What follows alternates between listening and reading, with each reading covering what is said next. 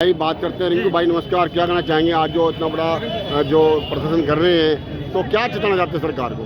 सर्वप्रथम ज्ञान के प्रतीक, नारी के मुक्तिदाता और समाज को जगाने वाले बाबा साहब डॉक्टर भीमराव अंबेडकर जी के चरणों में मैं नमन करता हूं और इनको दोबारा फिर मैं झुक के नमन करता हूं कि मेरा समाज आज जो इतना जागरूक है वो बाबा साहब भीमराव अंबेडकर की वजह से है, जो अपने हक और अधिकारों के लिए हम सड़कों पे उतरते हैं। और जैसा कि आज जो हमारा समाज इकट्ठा हुआ है, 21 तारीख का सभी को पता था, भारत बंद का आह्वान हमारे पूरे समाज ने कर रखा था और जो बड़े अच्छे से और शांतिपूर्वक तरीके से हमारा समाज एकता का प्रतीक देते हुए, जैसे कि रविदास मंदिर से चल के अब बाबा साहब अम्बेडकर चौक पर पहुंचा है और साथी यहाँ पर अभी विश्राम कर रहे हैं। और इसके बाद हमने सेक्टर 12 लघु सचिवालय में जाकर डीसी साहब को ज्ञापन देकर हम अपना आंदोलन मतलब वहाँ आज के लिए समाप्त कर देंगे। और हम इस मीडिया के माध्यम से कहते हैं, जो सुप्रीम कोर्ट की जो ये गलत नीति है, हम इसके बिल्कुल खिलाफ हैं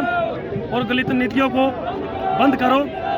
और सैनी साहब को भी मैं संदेश देना चाहता हूं, सरकार ने समर्थन किया है, नायब सिंह सैनी ने समर्थन किया है कि कहीं चुनाव आयोग को प्रस्ताव बना के भेजा है, तो क्या कहेंगे आप?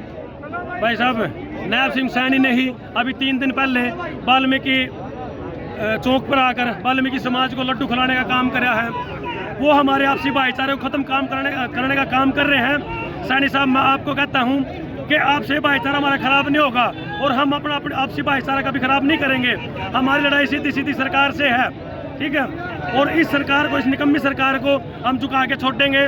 और दोबारा अगर कर्नाटक के अंदर बीजेपी सरकार का कोई भी नमुंदा आएगा, हम काले झंडे दिखाकर उसका विरोध करेंगे। धन्यवाद दोस्तों। मैं और लोगों से भी जानना चाहूँगा कि आखिर हमारे साथ जुड़ चुके एडवोकेट हैं। एडवोकेट साहब क्या करेंगे? एडवोकेट साहब नमस्कार जी। भाई साहब क्या कहेंगे? इस समय लगातार बहुत सारी संख्या में जो युवा लोग आए हैं, पढ़ा लिखा समाज आया, तो क्या कहेंगे?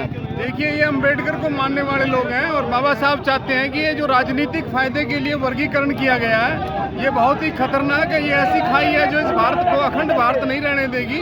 और कुछ एक लोग फट जाएंगे क्योंकि वो अबोध है, उनको शिक्षा नहीं है। और जो शिक्षा के भाव में लोग बहके हुए हैं, उन लोगों को ये डीएससी रखना चाहते हैं। सरकार की मंशा है कि बहुत महादलित रखना है। यदि सरकार चाहे तो आरक्षण तो 85% है, 50% जो बाकी है वो 15% लोगों ने रखा हुआ है। यदि आरक्षण का उन्होंने बंटवारा ही करना है तो आरक्षण को 85% किया जाए। और 85% जब करेंगे तो कोई भी दलित नहीं रहेगा, कोई भी गरीब नहीं रहेगा। यहाँ पर 50% पर जब आरक्षण की सीमा तय कर दी, जो बिल्कुल गलत है। 15% लोग 50% आरक्षण ले रहे हैं और 85% लोगों को 50% दिया, ये गलत है। मैं माननीय सुप्रीम कोर्ट से प्रार्थना करना चाहता हूं कि आरक्षण की सीमा को 85% कर दो और जो ये डीएससी लोग हैं इनको स्पेशल ट्रीटमेंट करो। लेकिन अनुसूचित जाति का जो आरक्षण बाबा साहब ने मनवाया था, उसमें कोई दखल अंदाजी नहीं होनी चाहिए।